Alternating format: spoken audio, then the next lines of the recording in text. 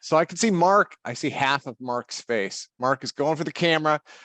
Mark, sir, this is your moment to shine. Okay, so let's do some shining. I told you guys earlier about the Podklenov Impulse Experiment that we're working on. So this is the tube that we picked up. This is a large ass piece of acrylic. This is not extruded acrylic. This is actually milled. So they use a solid block and they milled it out into this shape. That makes it a lot stronger. It's half an inch thick, 12 inches in diameter, and 24 inches long. That's where the main experiment's going to happen. We have these end plates over here. I actually got several end plates, so we have the option to screw them up, by accident or whatever, or make different configurations for the chamber. You can see here it is perfectly clear. This is just the material covering it. This goes on the end like this. This would go on the end over here with a piece of silicone gasket filling in that spot, and we're going to be pumping the vacuum out from one side along with the target plate, and on the other side we'll have the liquid nitrogen going in via a copper tube, and then there's going to be superconductors at the end of that tube that are going to be chilled down, and then we're going to hit it with the 1 million volt Marx generator that I have behind me. This is the epoxy glue that I told you guys about earlier.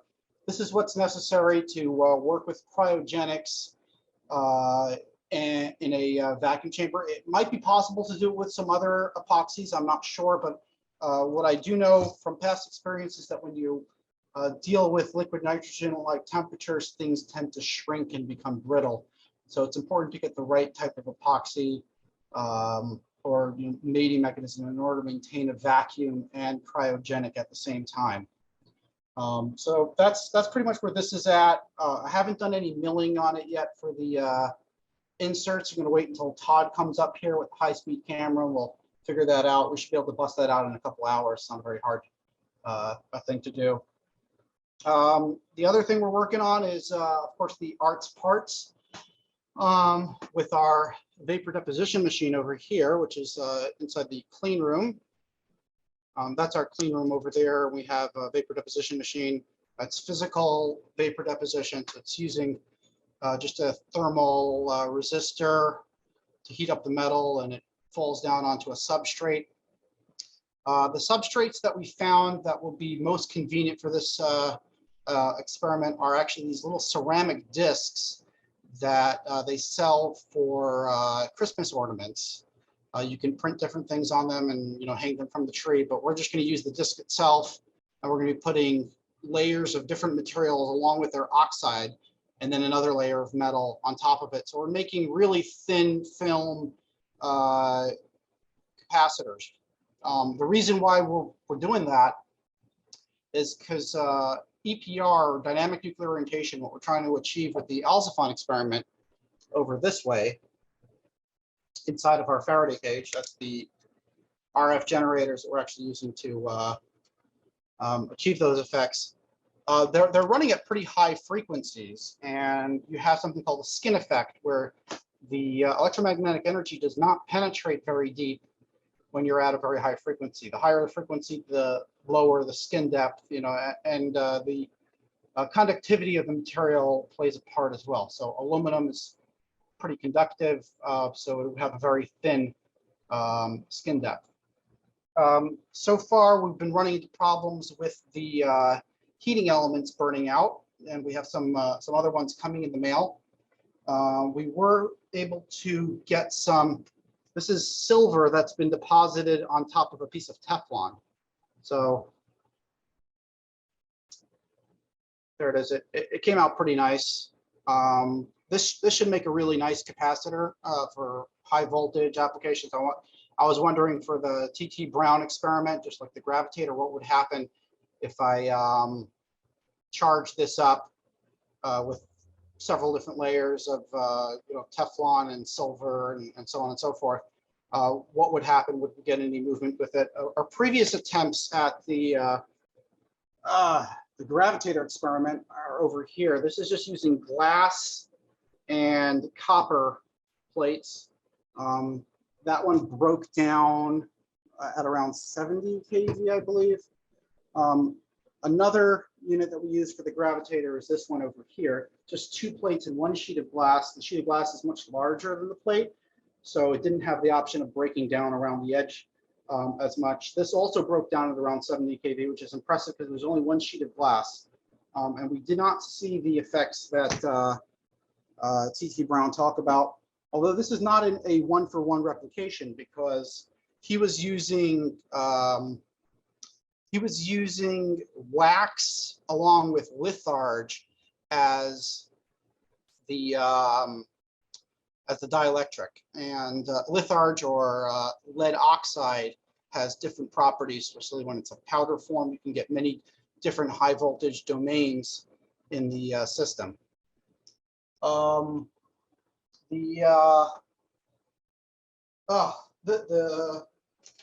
polar magnet device that I showed you guys earlier,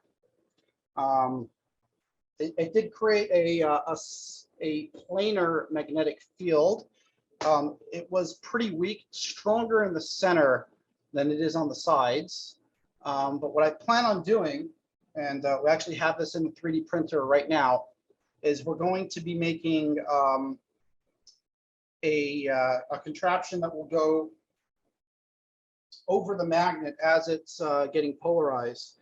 And there'll be a little ball bearing that's spinning around this magnet, basically creating a faster field, for a shorter field for the magnetic field to go through. So there'll be a rotating magnetic field induced inside of the ferrite, and we're hoping to achieve what's called a magnon, which is a magnetic field that's rotating within an object. Magnons do dissipate. They're not going to be there, it's not going to be there within, matters of minutes. It is usually how long they last.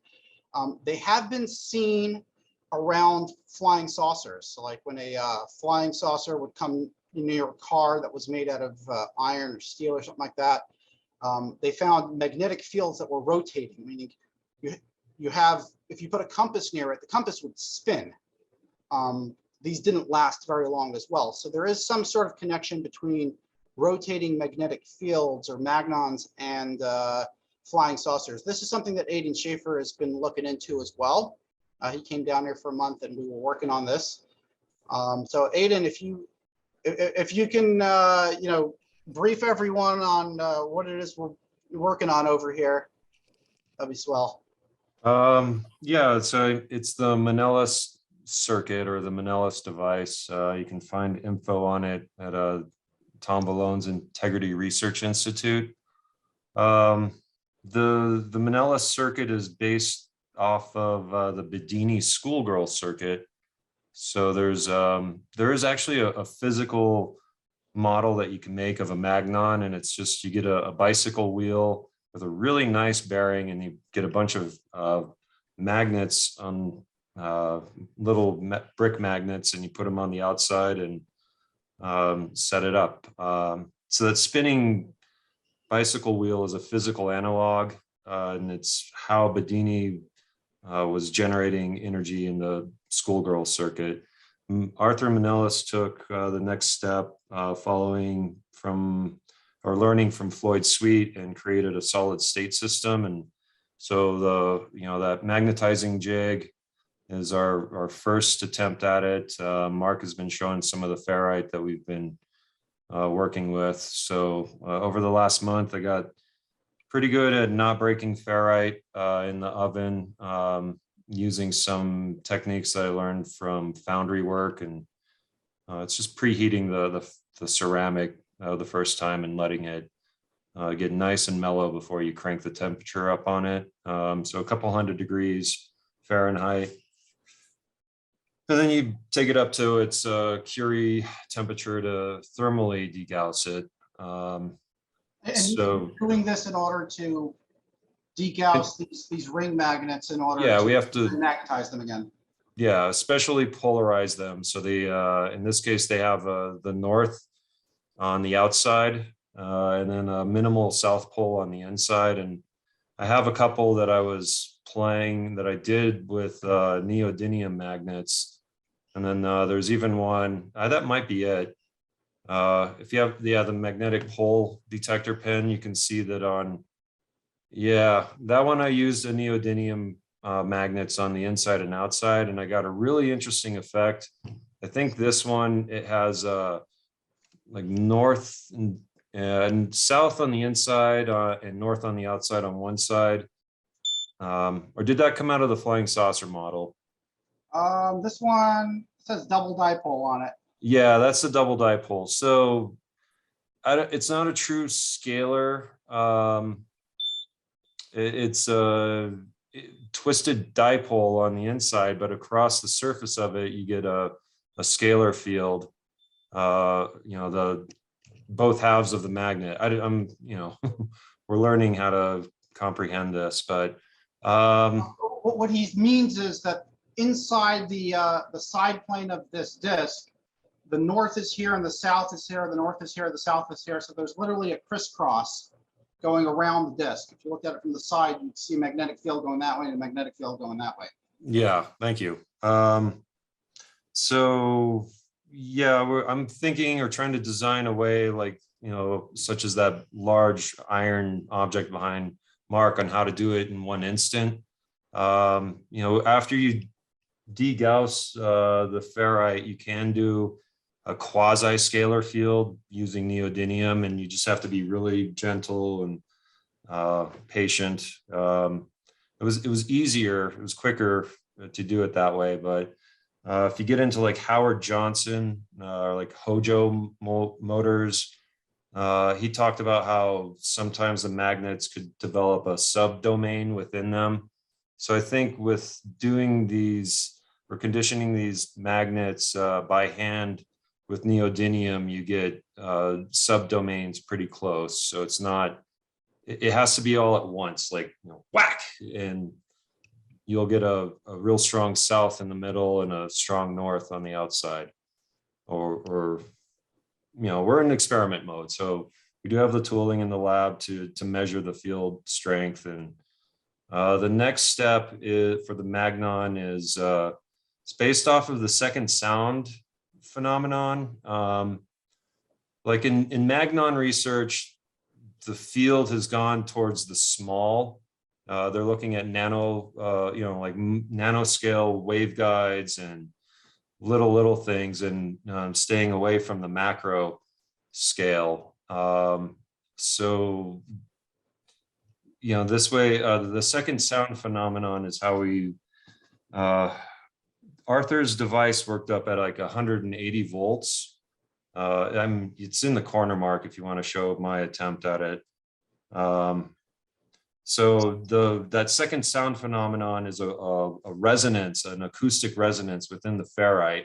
And you have to figure out the speed of sound for the material. And then it seems like the thicker it is, the better. You play with the thickness in order to control the frequency.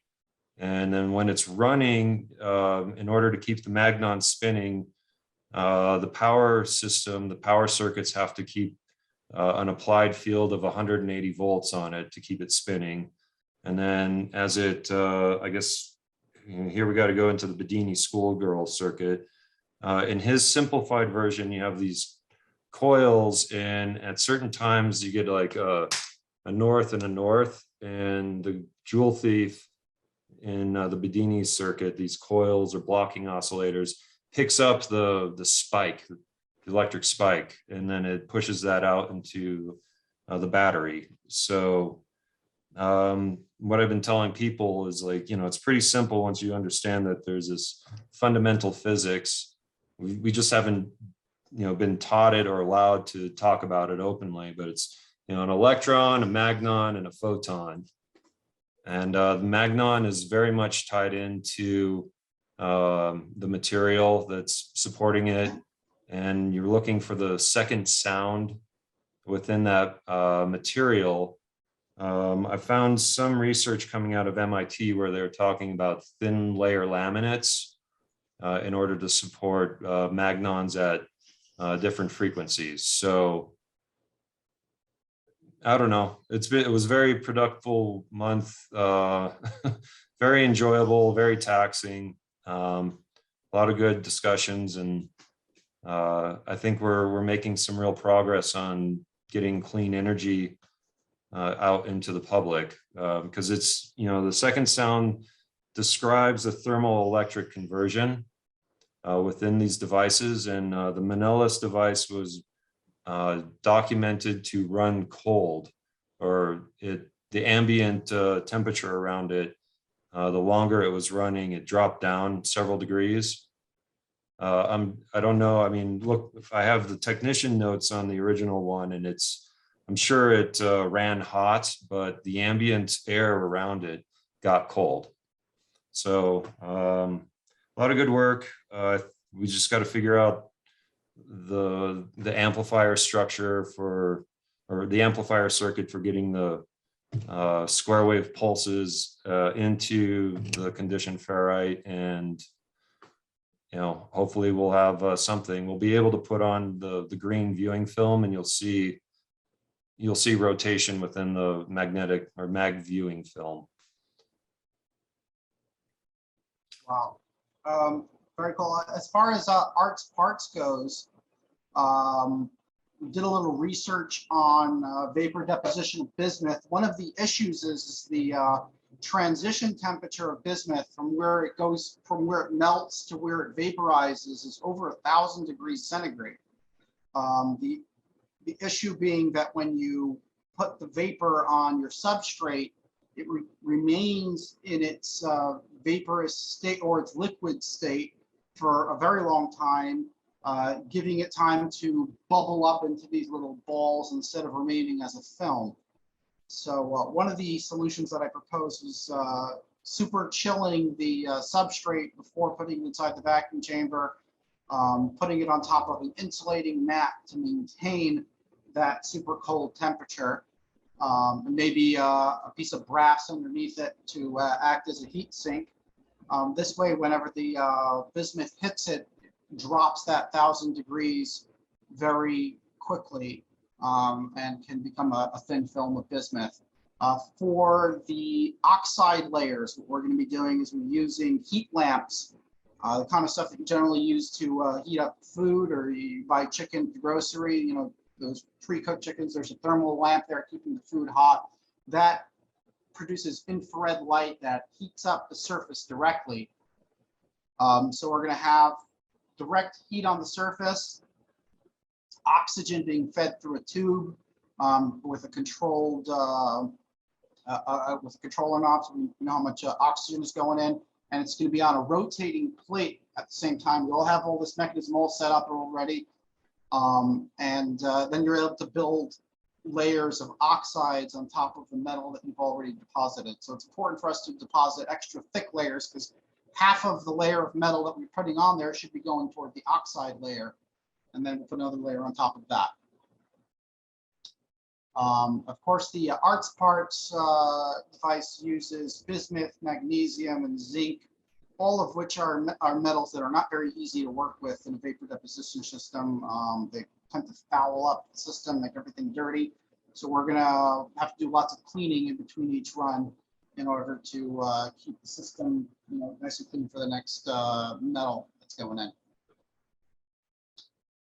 And that's pretty much it. I saw Gerald commented that he has some form of the schoolgirl motor. I was interested in that. Oh, Drew from sunny Florida, you're back again.